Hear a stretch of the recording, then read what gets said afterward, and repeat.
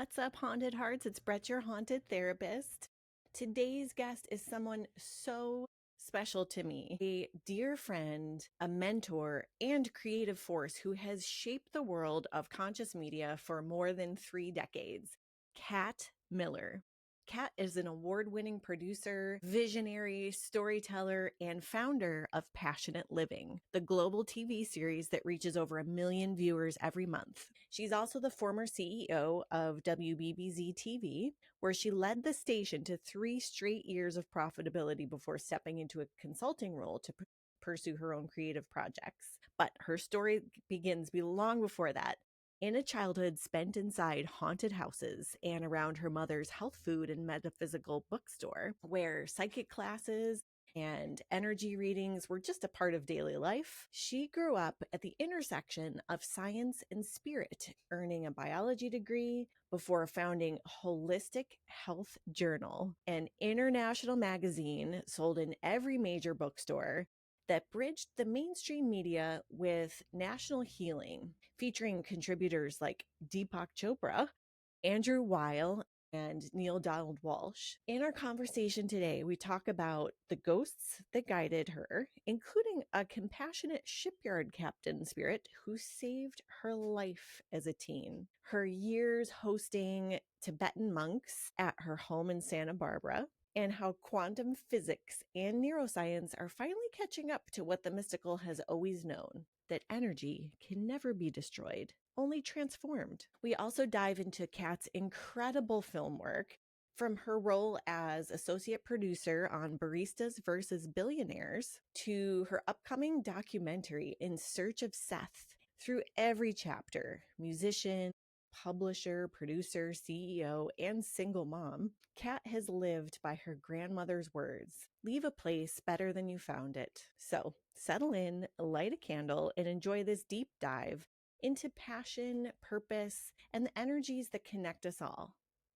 Oh, and today's episode also features a very special guest, Linguine the Fearless Ferret. Let's get into it. I love this. Should get this on camera. It's like old times. Oh, I have lips. Thank you. You're welcome. My God, I love So it. yeah, we're recording from all angles. This is great, and I love that we have so much to catch up on. and you did my makeup. You haven't done my makeup in years. You used to always do my, my favorite funny memory when you were my Your assistant. assistant. And Before I was diagnosed with ADHD, I might add. I had spray tan. You like get naked, stand in the shower because we didn't want to get it everywhere, and you spray tan my body. Oh my God! And you're like, that. I wonder if all assistants did that. It was something funny like that. You made the funniest line. I remember that. That's when we had the Do assistants Playboy. get paid extra for spraying you naked? Oh my God! Remember we had the Playboy pajamas with the butt flap? You bought those for us. I still have those somewhere. Oh my God! We should do an episode wearing them. In the Playboy pajamas with the butts fully flapped. For the best. It has been so long. I haven't seen you since Enzo was like 2, I think. 1 or 2. It was crying like crazy. Yes, and I told came me. and I held him and he stopped crying. Probably. I had already been inflicted with like that little bit of grandma energy going on. So when I held him, it was like, oh, this is so mama energy is nervous because we get stressed because we don't know why they're crying. Yes. And stop. Grandma energy is they'll live through this and much more. Yeah.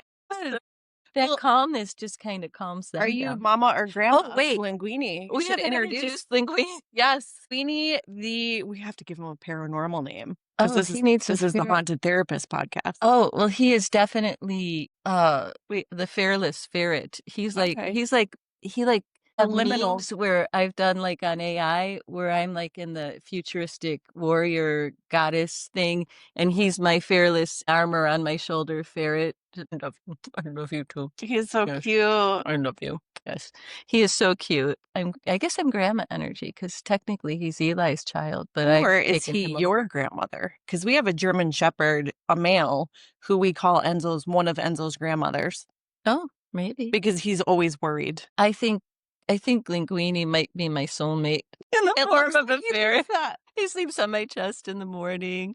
We go to the bathroom together in the morning. Like he'll go in his little mat next to me while I'm in the bathroom. He follows me to the kitchen. I'll get my apple cider vinegar and water. He wants his little snack. We're like an old married couple. Oh my God, it's Eli calling us while Oh my God, about that's him. so crazy. That is. I should turn my Wait, phone how do you off. know it's Eli? Because it's a sweet child of mine. So, Well, I'll call him back. okay. I should have turned my phone off for the podcast. Oh my God, rookie move. I'll call him back right after. Tell him I said hi. Let me just ask if it's an emergency. He's running the station as well from Thailand, our TV station. Oh my gosh. So this is Linguine. He's my little soulmate. He's my little grandchild. He lives. I can feel his with tooth me. when I pet He him. has two little teeth. He's got little buck teeth? See, like the stick out the Little front. buck He's teeth. got two little teeth that stick out there. He looks really. You like to be on camera, don't you? Is He's that where you used to feel like home? he's used to being on camera. Yeah. He's Candid camera. He's used to being. Oh, you've calmed down a little. Okay, good. You can sit here with us during the podcast. He's in his liminal linguine space.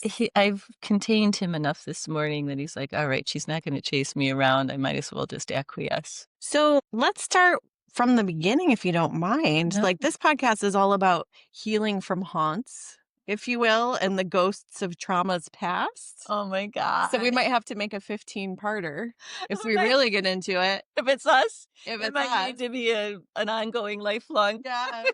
But like, I was thinking about you, and I'm so excited that you came today because I can remember some of the stories that you told me just about some of the experiences that you had in a spiritual realm or in another realm when you were little. I think it started when you were little, right? When I was little. Yeah. Didn't you see like versions of yourself or something? Well, I had a series of haunted houses that we lived in. See, that I didn't know. And I lived on McKinley Parkway. And recently, when the Hamburg Fair was going on this year, I saw a car in the driveway. I pulled in. I met the people. They showed me through the house. It's completely different now. But it was definitely haunted. I remember one time my brother and I were in bed and we saw our like kimonos, our robes all around the room with striking signs going in a circle around the room. And I think twice I saw like this blue devil standing next to my bed. And it was just like this wild. So definitely, but Dad, and I don't know if it was a house that was haunted or my dad was a World War II pilot and he was a bomber pilot and dropped bombs on probably thousands of people and was shot down over German lines twice and got his crew. So like he had a lot that he was probably carrying with him. And I know you know what that's like because you have a dad with PTSD from war. My dad was totally PTSD'd out from war and used alcohol to supplement because they didn't have anything back then. They didn't even know what it was.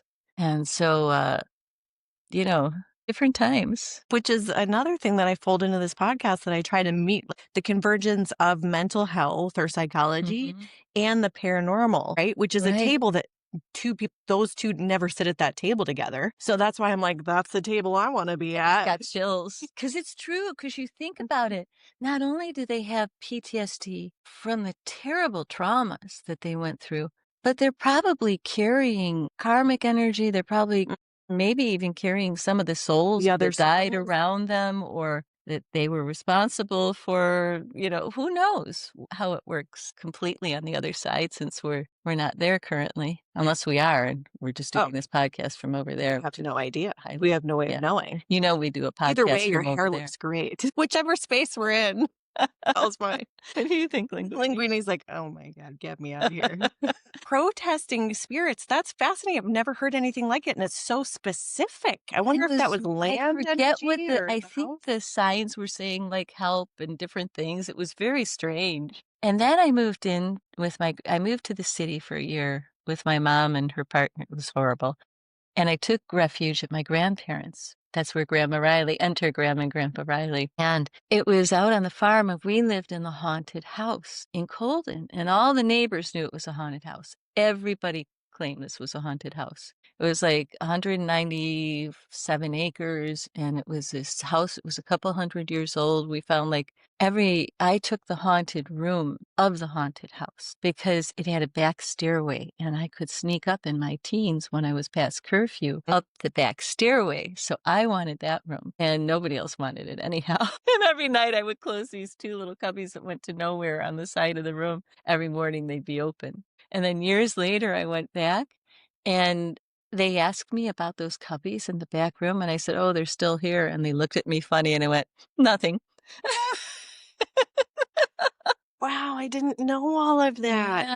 And my grandpa would see them all the time. And there was one downstairs in the kitchen, and all night long, because my mom's bedroom was off the kitchen, she'd be like, Pam, Pam. And my mom would hear her. And one night I was down there and I went by Kathy then, because that's what they called me growing up. And I heard, Kathy. And I'm like, I'm out of here.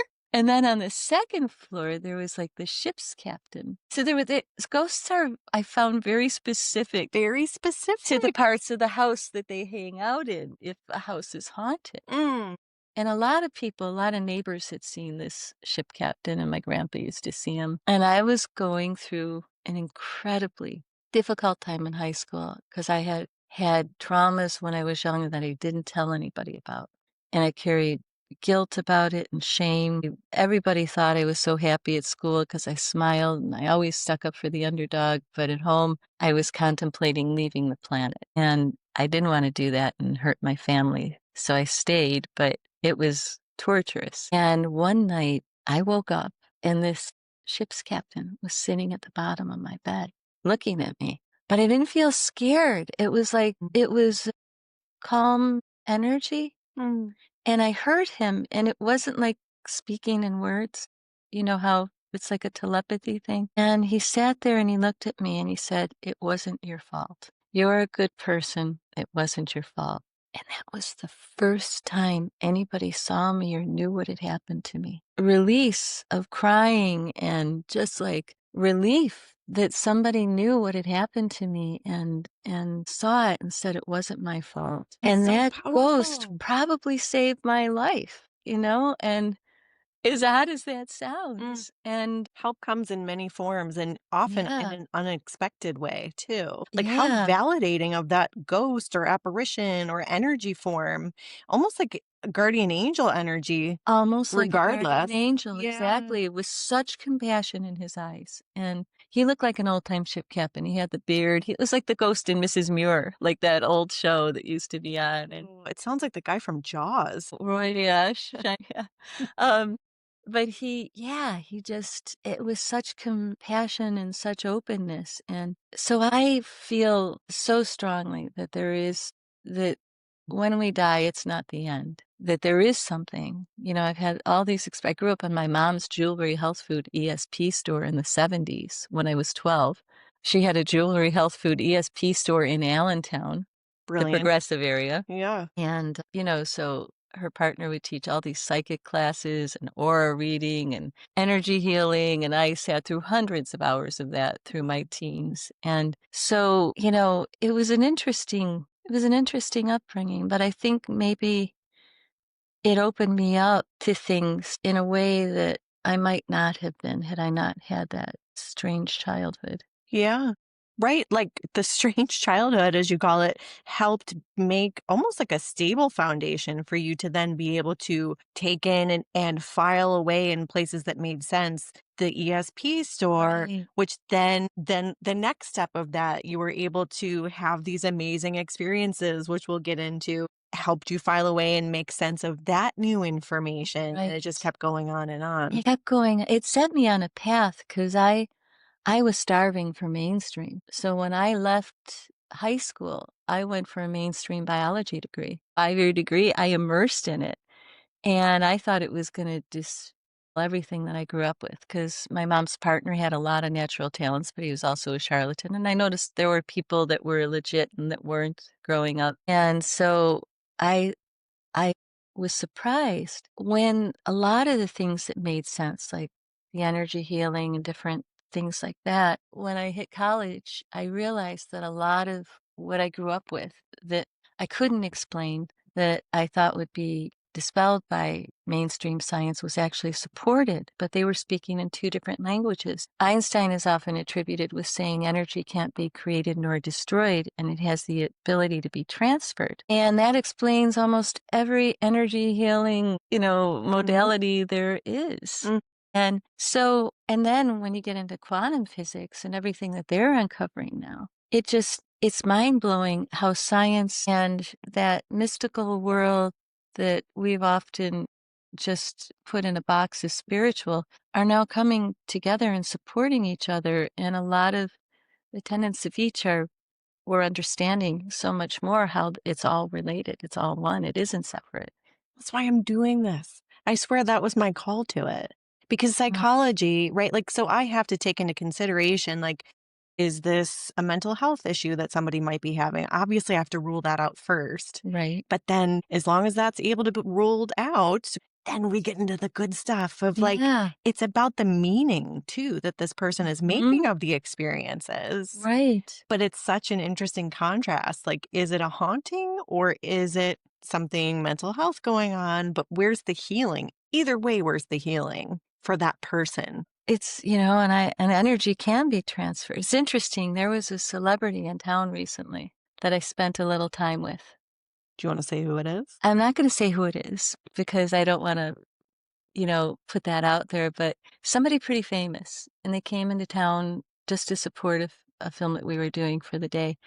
And I could feel a heaviness about him, almost like there was something heavy weighing on him. And, we're empaths, so we'll take off people's energy and not even realize it sometimes. And I had the most challenging couple of weeks. I had like all this weird stuff happen after I dropped him off at the hotel. Like I had a little issue with the director of the film, but we quickly resolved it, Then I had a girl who used to work for me, who you would remember, and she was one of the best employees I had. And so I hired her again, and she quit twice in 1 week. It was just craziness. It was like something was going on. And then I had like this, I'm having some stem cell therapy done to fix my neck and back from a car accident. And they took it out of the bone marrow, and I was laid up for a couple days. And then another friend called, and I got into he did a strange thing, and we're resolving it. And it just was a weird week, a weird full week. And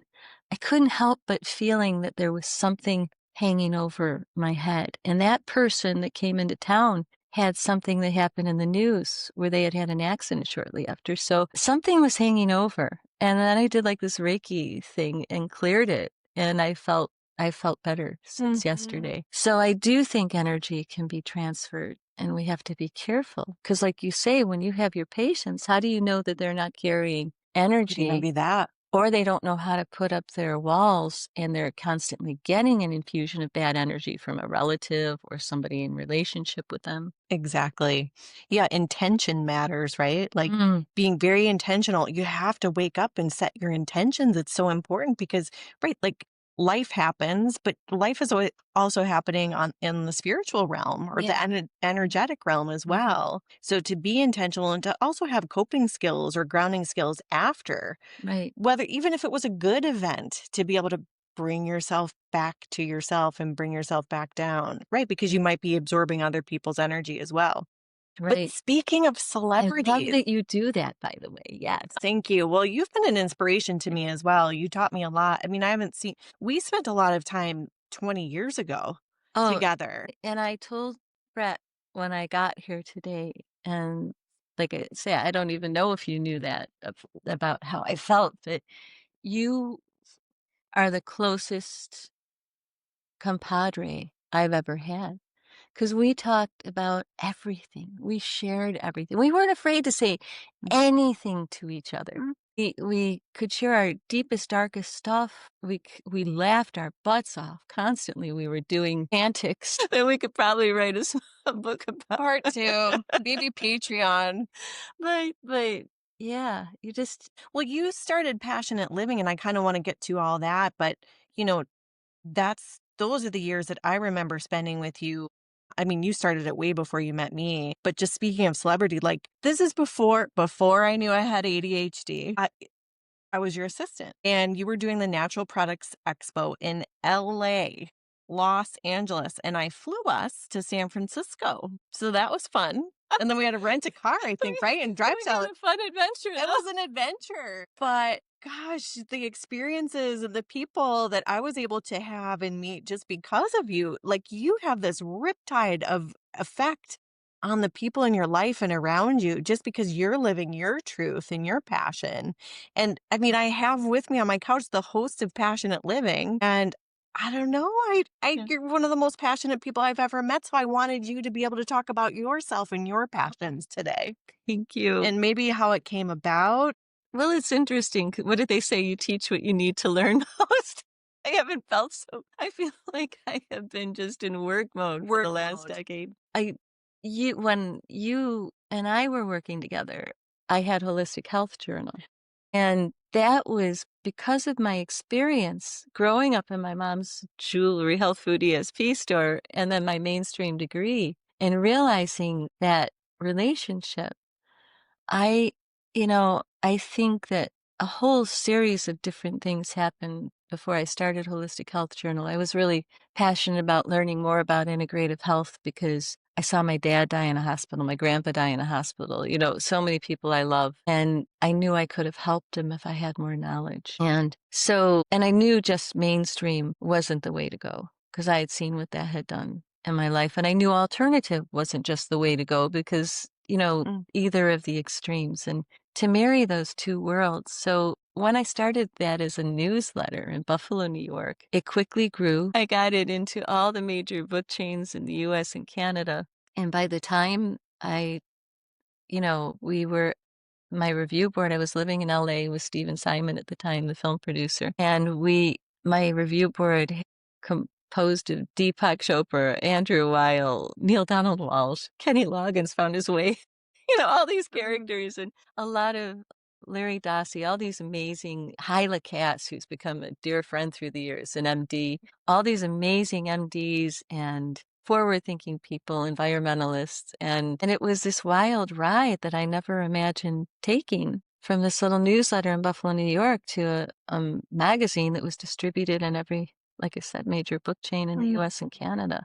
And I think that it helped me to do that. And I found a voice that people related to because I had both backgrounds. Yeah. And I was an open-minded skeptic. Well said. And I could speak both languages. So I would read every article like 5 times. Could a housewife understand it? Would a doctor get something from it? Would a college student, so I made sure that we found a whole different voice for that magazine to add credibility to holistic health, integrative medicine. And we didn't put the stuff in there that didn't have a foundation, which was the open-minded skeptic part. The biologist in me was like, if you don't have results that can be repeated or any kind of data on this, we're not going to put it in.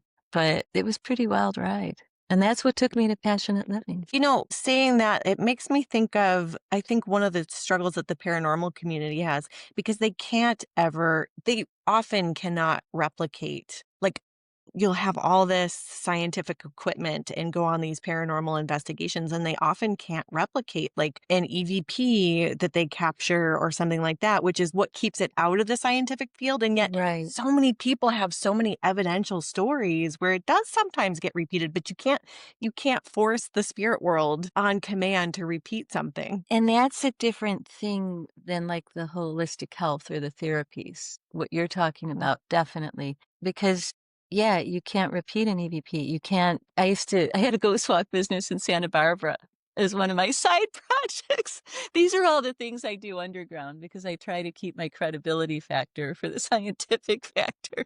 I don't want to ever compromise that. So I do all these underground things. It won't be so underground if I share it on your podcast. But we had a ghost walk business that this other woman and I did. And I, of course, was the entrepreneur part of it. And she had a lot of the stories. But my walk that I would do, I would take the equipment with me where we could actually check for the levels and take people out to the most haunted places. And there are a lot of haunted places in Santa Barbara. Yes. So that many. whole area out west, Northern California, especially. So haunted. And then we'd have experiences where we'd be standing under a tree talking and all the lights would go out or something, so there was always like something, but you can't That's a hard thing to force prove. it to repeat. Right. You can't force it to repeat. You have to just trust. Yeah. But then when there's enough people that say a house is haunted, or there's enough people that go to a spot in the world where strange things happen to them, or there's enough boats that go under the Bermuda Triangle, or you know that there's something unseen going on that we can't explain. And when a lot of humans are faced with something they can't explain, they feel like they have to put it in a box. Like it's either untrue, or it's this, or it's this, or, if it doesn't fit in their box, then they dismiss it. Exactly. A lot of boxes are religion, and a lot of these things don't fit into religion. So he's falling in love with you. Oh my God, I love him so much. Religion, so they just dismiss it because there's no box for it. Well, beliefs can be so limiting in that way. Like beliefs can light a candle in the dark for you, but they can also put the candle out in the sense that you don't get to explore anymore. This is it. Right. It's so true. But it's interesting because Holistic Health Journal, you started with the body. That's very body based. And now progressing into passionate living, it's the body, the mind, and the spirit that you have. Well, we were already doing that with the magazine, but we outgrew the name because we got into more of that. And I was looking for the right name. And I had a brain trust, like a think tank, and we came up with the name Passionate Living. One of my friends came up with Passion, others said Living. They said, that's you, that's it. And the reason that with Passionate Living was an interesting experience because I would go to NATP every year, the National Association of Television Production. I forget what it stands for, the whole thing, but it was this big conference in New Orleans every year. And every celebrity known to mankind would be there. All the big film studios would be looming in the back. And then you'd have all your big television production. And then you'd have around the edges all the smaller companies. And I would often go to interview the celebrities about what's your passion. And they would all light up. And that was the common denominator I found in Holistic Health Journal was it didn't matter how many vitamins you took. It didn't matter how much you ran every day. It didn't matter. What mattered was how passionate you were about your life and what you were doing. That was the common denominator, and that's where passionate living came from. And then I made another discovery. When I was asking people what you're passionate about, they would light up. But then when I said, well, how do you use your passions to give back in the world? Oh my God, that amped up. People lit up 100 times more. And I wish I had a lot of those interviews, from back then of major celebs that were just like, it was out to the universe when you would talk to them about how they use their passions in the world. And I think that's where this incarnation of passionate living, when I came back to Buffalo 8 years ago, came from, is I started highlighting people living their passions and using them to make a difference. Because that's the difference. It isn't just going and climbing mountains and focusing on yourself and your own joy, which is a really cool thing to do. But it was how do you now take that and give that to others? I love that. So it's been a journey. How does it help you? How does exploring your passions help you, or interviewing people who are like, how does your work help you? Because I know you're giving back. A lot of my work for the last decade has been heavy work, a lot of work to do, a lot of things to do, family to take care of after deaths, another child to raise I wasn't expecting, and just a lot of different things. And then the TV station and just lots of heavy work.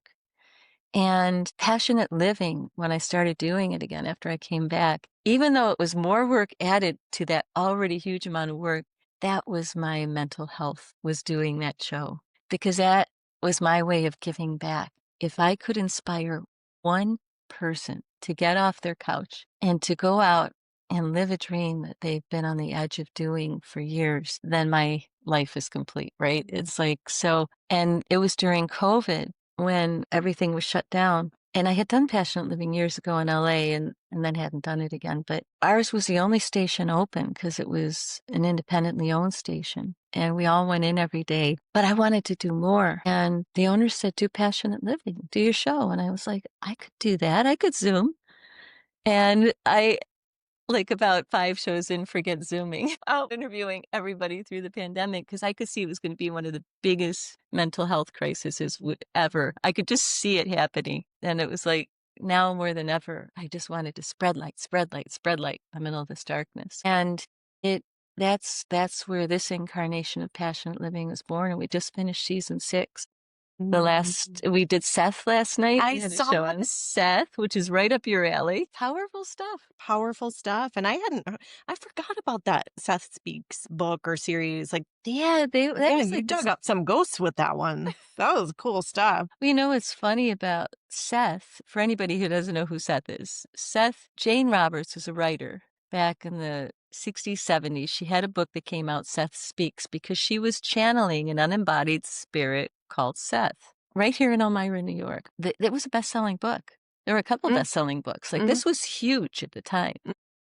And a lot of what was said then in the Seth books has been now proven through quantum physics, through other different things. And what you were saying earlier. Yeah. And so it seemed extreme at the time, but it wasn't really. Oh my God, you look so beautiful with him. I think I found my new ferret sitter when I leave town. I know somebody who would be very happy. A couple people would love that. Oh my God, your husband and Enzo. Oh my God, they would be in heaven. Love. Yeah, so Seth has been tracking me. So this spirit, my friend Dirakshan came into town. I'm going to put this pillow under my butt because you know what? Or this one. This couch is very sinky. There's you know what it some is. of you out there who know I realized I was sinking down and you are taller than me, but we don't want that the illusion.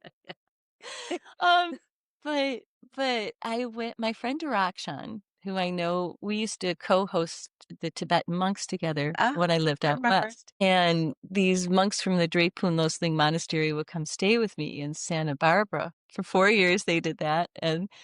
And for about a week or two, oh my God, I forgot about that. I'd wake up at 4:30 in the morning. They'd be like, I'd be like, oh, this is so freaking cool. And then when I got rid of the big house in Santa Barbara, my friend Dirakshan had a big estate up in Ojai, so we started hosting them there. And we co-parented the monks. So he came to town, and ironically, the monks were at Lilydale the same time he came to visit me in Buffalo.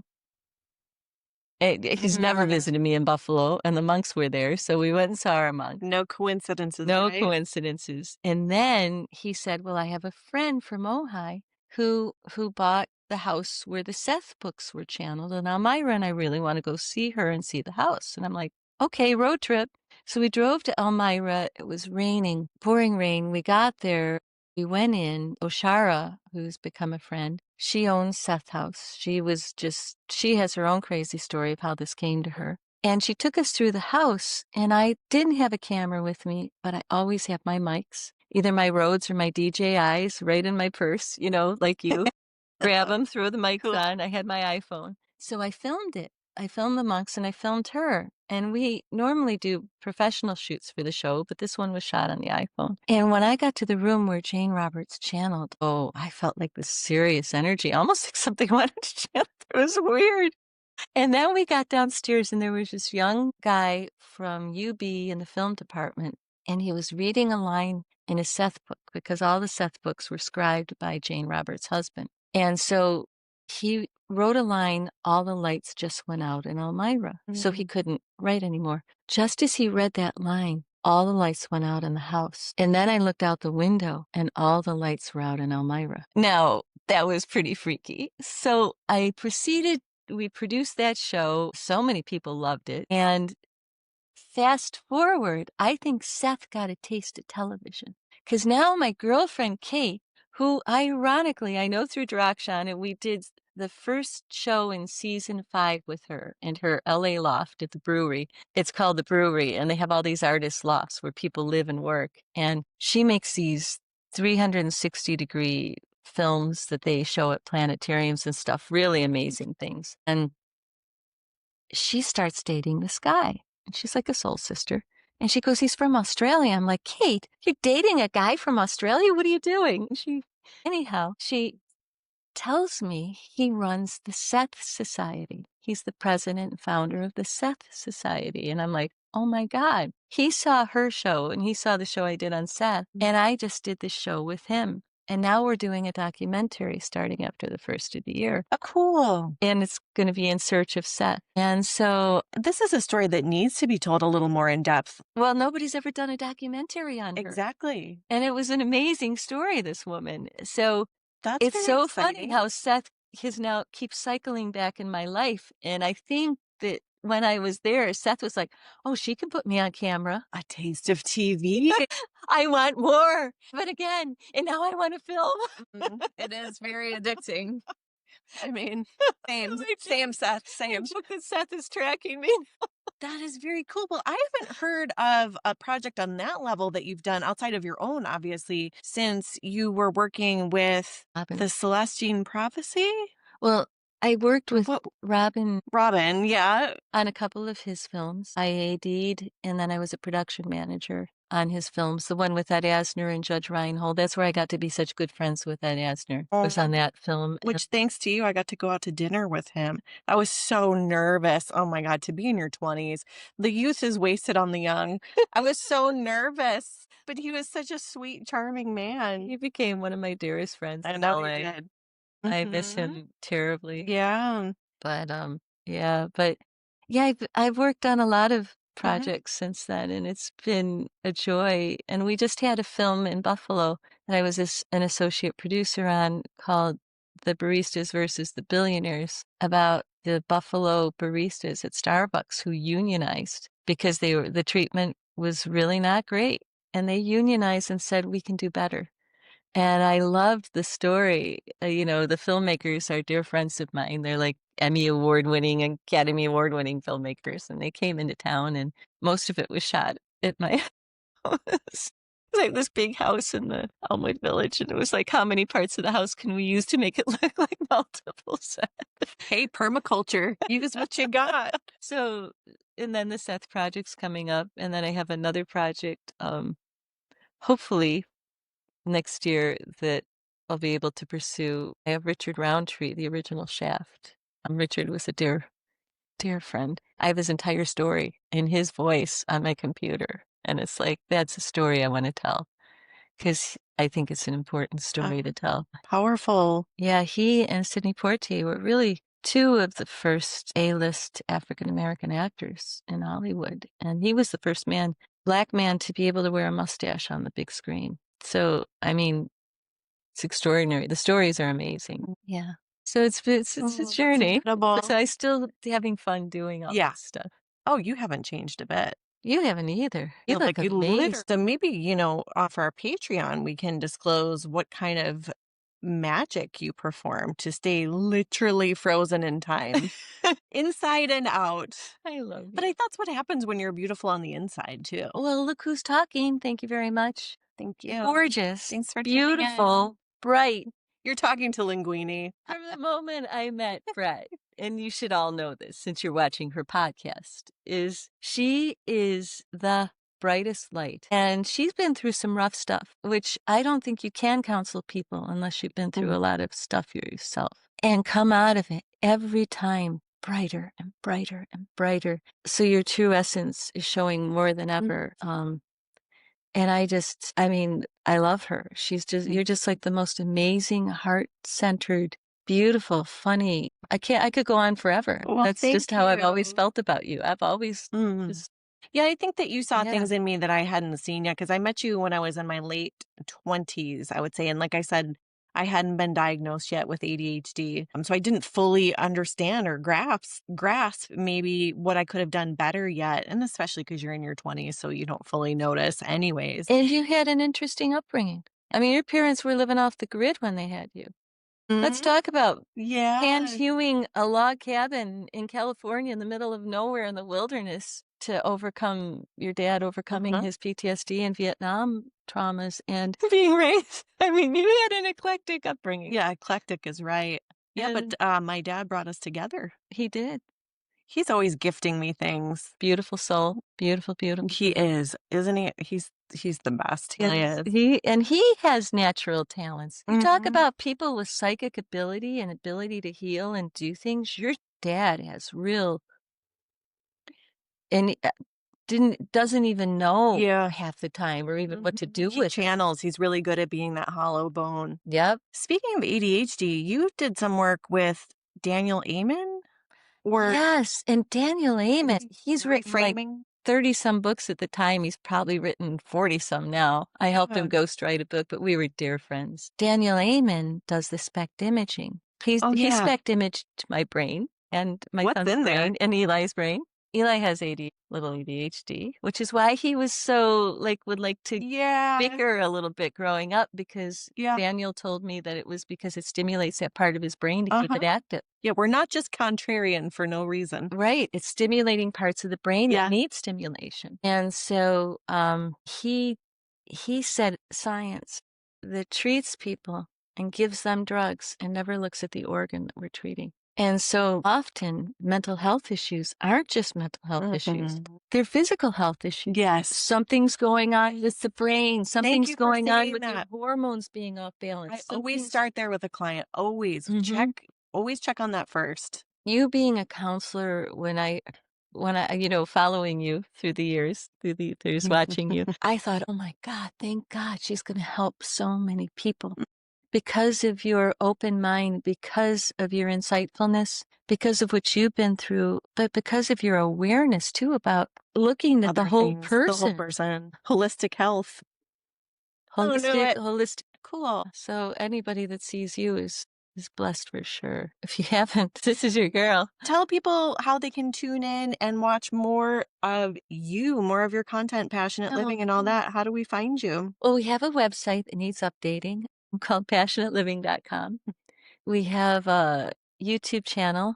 It's Passionate Living TV. Instagram is passionate.living. Facebook is Passionate Living. TikTok is Cat's Passion, CATSPASSIONS. He's on there a lot. He trends on TikTok. Well, I hope that you come back and talk again. We have to do about the uncensored version. Types of things. I don't know what we would talk about uncensored. Why would we need to censor? We're just a couple of girls in the world, just hanging out with ferrets. Oh my God. So many stories. Oh, maybe the private jet that we took that one time in Chicago. Well, I was sitting on the tarmac and I was the only one on the private jet. One of my clients sent a private jet to fly me. And I'm like, so who am I going to call? You and Danny, my eldest son. And I'm like, guys, we had so much fun. Get over here quick. And they raced over, hopped on the jet with me. Because I asked the pilots, I said, does it matter if I have other people? Have a party. We don't care. So you guys came with me and we stayed at my favorite hotel in Chicago, the Peninsula, which is like this 5-star. I just remember walking around with Danny in Chicago. We had so much fun. I'm trying to get sleep because I got a big meeting in the morning. And these two goofballs we were in the are tub. trying to find a hot tub, and the hot tub was closed. I have a photo of this. Evidence of them in their bathing suits in the tub in the Peninsula Hotel with their feet hanging out because they couldn't find a hot tub. They wanted a hot tub together. Oh my God, you guys kept me up so late.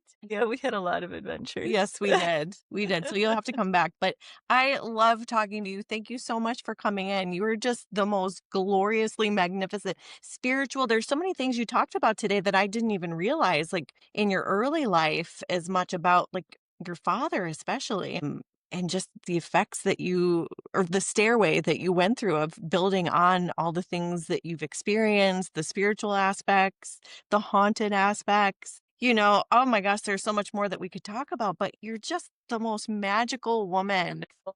To see you. That's how I feel about you. I missed you beyond anything I could put into words. I know it sounds, whether you believe it or not, but at least once a week I'll think, God, I miss Brett. Through all these years, here I am. Here you are. Yes. Thank God. Yes. Well, thank you. And we have little Linguine. Now he has his aunt. Yes, and he loves to be on TV too. He does. He loves being on TV, and he's quite the little. He can feel energy. It's so funny. He's just taken to you. Like he's starting to feel like he wants to go for a little jog. I think you want to go walk around. Go walk around. Oh, he's got to check out the recording equipment first. What kind of gear is she using? Does he make noises? Sometimes he'll make a little. We should have mic'd him up. We'll have to mic him up next time. When he dukes with ferrets, they call it duking. When they get really happy, they jump up and down. And they make little noises then sometimes. Oh my God, but he's so a very cute. quiet ferret for ferrets. Some ferrets are very vocal. He's very quiet. Yeah. Thank you so much for having me. Thank you so much for coming. I just love it. Can't wait to have you back. Can't wait to come back. So, from spray tans in the tub to talks on the couch. To our next incarnation. Yes, to our next incarnation. We will always be reinventing. Wow, what a conversation. Every time I sit down with Kat Miller, I'm reminded that passion isn't just a feeling, it's a frequency. It's what pulls us through the haunted parts of our story and into something brighter. From her childhood in haunted houses to hosting Tibetan monks to running a TV station and creating films that heal. Kat is living proof that science and spirit, logic and mystery can sit in the same room and speak the same language. If her words resonated with you, you can follow Kat and Passionate Living on YouTube or at passionateliving.com and keep an eye out for her upcoming documentaries In Search of Seth and Richard Roundtree Beyond Shaft. As always, thank you for listening, Haunted Hearts. And if this episode stirred something in you, share it with a friend, leave a quick review, or tag me at Haunted Therapist so I can see what moments spoke to you the most. And remember, whether it's a ghost, a memory, or a dream tugging at you, everything that haunts us is asking to be healed. Until next time, keep the lights low and your hearts open and your curiosity alive. I'll see you in the next episode.